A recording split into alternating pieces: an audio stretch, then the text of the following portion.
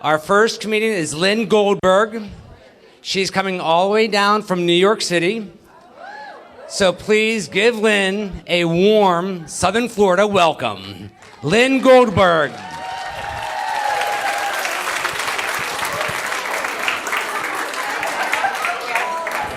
Thank you.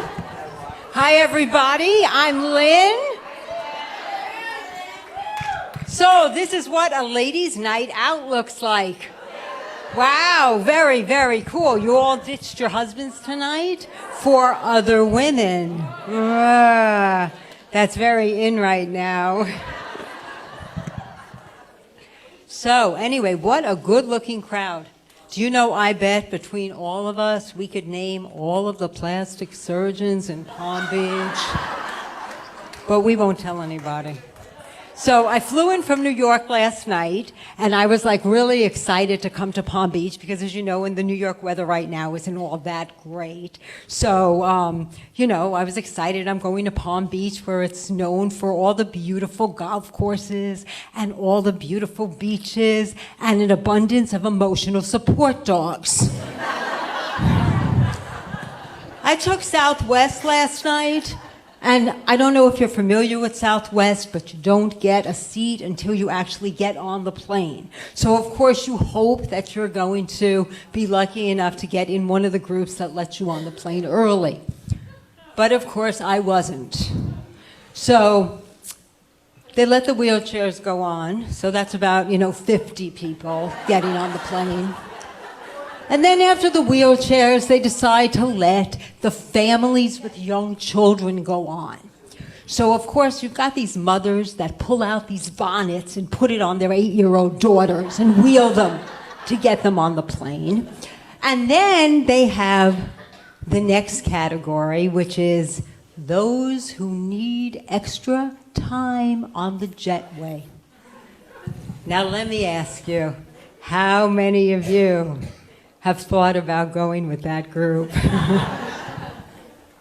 I mean, how easy would it be to drag your foot a little bit while you're going down the jetway, or bend over and act like this?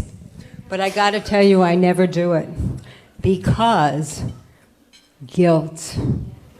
Jewish guilt or Catholic guilt. It doesn't matter, it's the same guilt. Because I always imagine that God is looking down on me and he's gonna say, you want a reason to go down that jetway early? I'll give you a reason to go down that jetway early.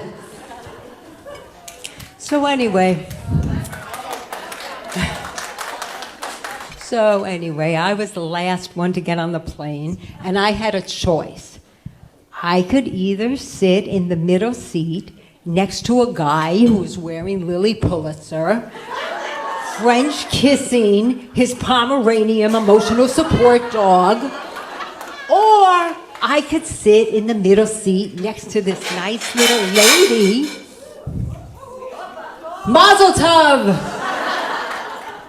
who was also wearing Lily Pulitzer, but her emotional support dog was a bulldog. So this was a really hard choice. Well, I picked the bulldog, and as soon as I walked to the middle seat, I was introduced. She said his name was Tony Soprano. There he was with that overbite, looking up at me, and I sat down and I thought, okay, I'm gonna go to sleep on this flight. So now I'm in the middle seat. I've got the bulldog here. We go up, and the next thing I know, the captain gets on the loudspeaker, and he says, "We are about to experience a little bit of turbulence. I need all the flight attendants to sit." And this woman takes her hand, and she puts it on me, and she starts to dig her nails in, and she goes, "We're all gonna die, we're all gonna die, what am I gonna do? Help me, help me." And I look down at this dog, and I go, "Isn't this your job?"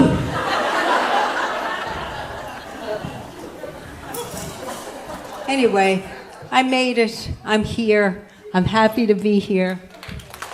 Thank you, thank you, thank you. Last week was my birthday. Thank you, everybody. But I got to tell you, as I get older, birthdays just aren't quite the same as they used to be. Right? I know. My husband was always such a romantic. And so this year, he was telling me that I've been working so much and I look like I really, need a rest. So I'm thinking, I'm getting a spa day. A gift certificate for Botox. And then when I looked at him like I was disappointed, he said, I should have gotten you the Peloton. Anyway, I had the gift certificate, so I decided that I was going to use it. So I went online and I was Googling Botox. And in the morning, I had been Googling veterinarians. Now, you gotta love Google, because sure enough, came up right on the computer. You can get your Botox at the same time that your dog can get his rabies shots. And it's called Shots for Bitches. So I went to the clinic. I got my Botox shots. My dog got his rabies, and I thought it was like amazing. Like I said, this is the greatest thing. So I get home, and I'm ready to kind of give them, the 5-star review on Yelp. And I realize my dog looks a little younger. And I have this insatiable urge to bite the mailman. That wasn't the end of my birthday celebration. My family took me out to this beautiful dinner. Now, I've got to give you all a tip. If your husband is taking you out to dinner and you think there's going to be a cake, make sure he knows not to put one candle in the cake for every year that you've been living. When I saw that cake come out, I thought an arsonist had snuck into the kitchen. So they bring over this big fiery thing and they put it in front of me. And I'm thinking, oh my God, like my eyelashes are going to get burned on, going to singe on fire. And my son says to me, Mom, make a really good wish. But when you blow out the candles, do not blow on the cake.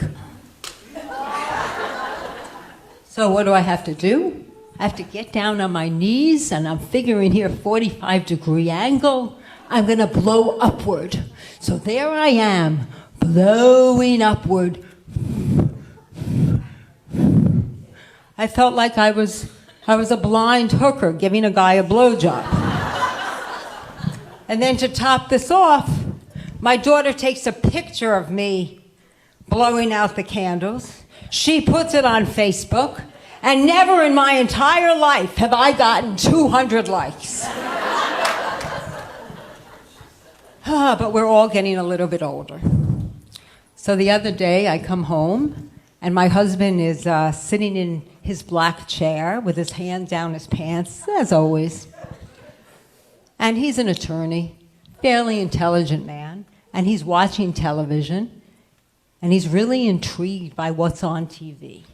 I'm thinking, okay, president is talking, there's a debate, the History Channel. So I look like, what could he possibly be watching? My 600-pound life.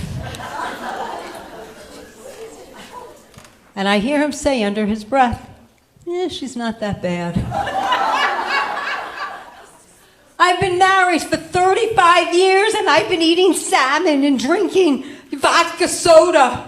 I think I got this like entirely all wrong. So I decide, okay, I'm going to calm down. I'm going to go take a shower. So I go into the shower. I put the water on. The water's running.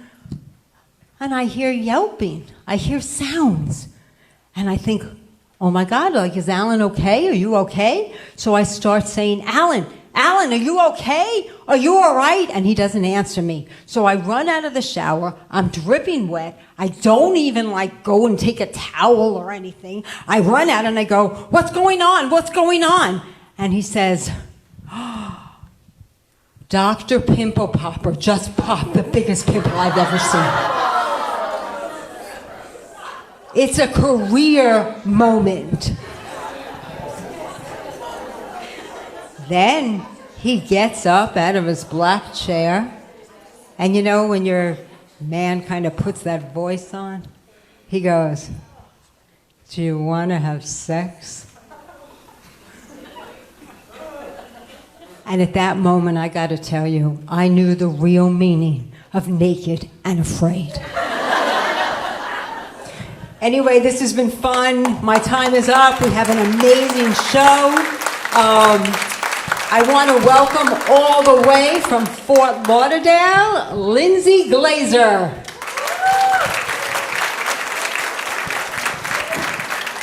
Thank you. One more time for Lynne Goldberg, everyone.